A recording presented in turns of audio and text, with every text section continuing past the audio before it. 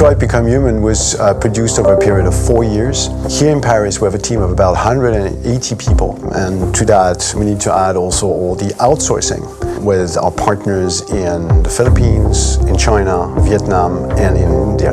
So when we started working on this story, I had to imagine where Kara was built. And for whatever reason, the city of Detroit came very quickly to my mind because it had already an incredible story by itself of history and themes. So we traveled there with the team and we were really moved by what we saw, and we could really feel the desire to fight and really be born again. And we just continued this curve, this growth, and just imagine what Detroit would be like if the Android industry was, using these huge factories to build androids there. A very strong element in Detroit is that there's a lot of industrial wasteland and a lot of nature too, and for us, the graphic designers, it was an incredible playground.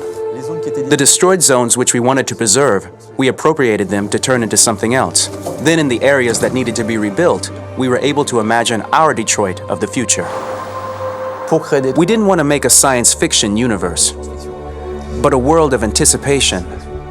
If we chose science fiction, we could have imagined flying cars, extraterrestrials, but those things are very far from our current everyday life.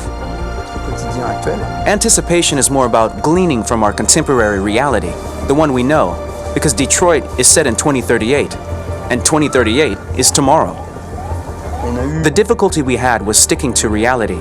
That is to say, technology becoming more and more invisible, a lot more elegant, and at the same time, making it visual. So all the computer equipment, autonomous cars, we simply had to invent. They are in fact very technological objects, but at the same time remain very credible and ingrained in reality. To create a cohesive universe in the fashion and clothing of the human characters in 2038, I didn't want to put an accent on strange shapes, or really vibrant colors, and things we wouldn't know. That I wanted to keep for the androids. The goal was to create something familiar which we can identify with in this future setting. Working on the artistic direction for the androids was a bit special because this is a project about the place they could occupy in the human world. It was out of the question for them to be too beautiful or too perfect. They had to correspond to every social class, rich and poor. Inspired by everyday utilitarian clothes, I brought a modern touch by adding dynamic display surfaces, the armband we can see on the side, the triangle on the front and back, an LED. Like that, there's no confusion. Wait. You're sending an android? All right, ma'am. We need to go. You can't do that. Why aren't you sending a real person? Once we cast the actors, we travel to meet them in order to scan their faces. We record the structure of their face with the scan, and we record the colors and patches of skin with photography. Once we have this information, we will use this as a basis for modeling and creating the characters. The artist will make it more realistic, but will also enrich it. He will propose ideas which we will develop together. Finally, we will have a character with character who corresponds to the project in the world. When the actors come to Quantic Dream, we show them the design, what their image will be, and what they will look like in the game. This extra information gives them another dimension and color to connect with emotionally. It helps them think about how to play their character. Your mission. That's all you care about, huh? You should consult a professional who can help you. Beat it, you hear me? Get the hell out of here! So there are 3 types of shoots at Quantic Dream. Shooting and performance capture, where you capture the whole actor, his voice, his face, and his body. These shoots are obviously done with American actors because the game's original version is in American English. After that, there are the body-only shoots, representing around 250 days of filming, while the performance capture is 100 days of filming. Now, body-only shoots, there are 2 types. There are the action shoots and the technical shoots, which are mokit shoots. Mokit is when the player controls a character on the screen, and he moves in an environment to explore it. This is of particular importance at Quantic Dream, and therefore we shoot a lot to offer a unique context for each scene and each character. To prepare a motion capture shoot, we first get together to look at the sets we need, the animations that we want to shoot, which ones need to be grouped together, or which ones need to be cut and shot at another time, so that we get the most out of the shooting day. This often means shooting scenes out of order, especially those with big props or accessories, like a big car, for example. So we shoot all the animations related to that particular prop first.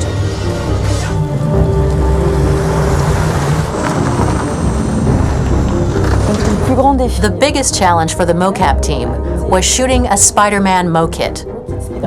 We had to build a wall and attach an actor to a harness with cables so we could pull him up and render him climbing. The shooting on this game total took about, I would say, more than a year, maybe 1 and 2 years, with about 300 actors on set. So I would say it's quite a massive production. But so much happened on this set between the stunts and the shootings with a little girl and all these great actors that we had. It was really a very, very memorable journey for the team and for myself. Today, Detroit has over 37,000 animations. When we retrieve the motion capture data, it's just a cloud of points, which represent all the markers worn by the actors. From this cloud of points, we have a phase called retargeting, which gives us a skeleton. This skeleton will be applied to the characters of the game.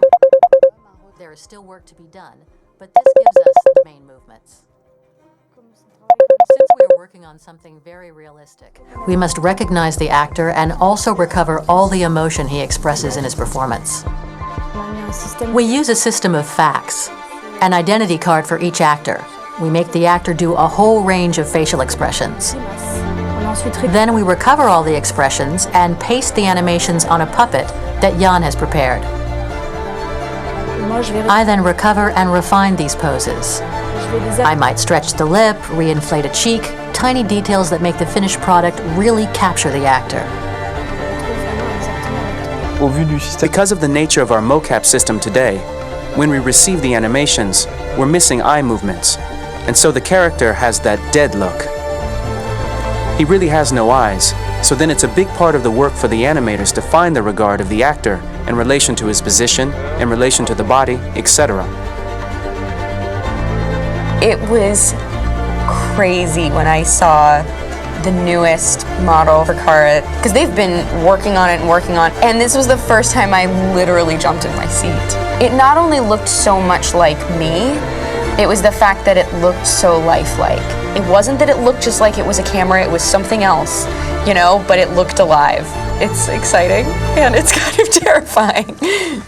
Game after game, we learned the rules of optics and filming, and our goal with Detroit Become Human was to have cameras that would actually emulate the optics of a real physical camera. So basically dealing with real-world imperfections was our main task, and just to make cameras look as real as we can. Once the animations are shot and processed by the animation department, integrated and polished, we film them. That is to say, we really do a mise en scène, as in cinema. The real difficulty of our job is to know if these cameras are telling us something. Are they in the emotion of the scene? Do they describe exactly what the action must convey, what must be felt? The most important challenge for me was one of the final scenes where Marcus decides to start the revolution and go to the battlefield. Very quickly, we imagined this to be a huge sequence shot. We wanted the feeling of a cameraman running behind us while showing Marcus, the androids who help him, the person shooting at us, etc. Above all, it was necessary to say to oneself, this scene is very violent but does not glorify war. On the contrary, that war is something improbable and absurd. It was really a fun challenge. The idea was to say we have 3 characters. We would like each of them to have a specific cinematography.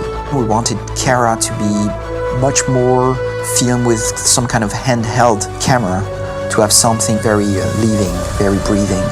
For Connor, we wanted something very cold and very perfect. And for Marcus, we wanted something epic and spectacular. So it was about the filming, but it was also about the photography.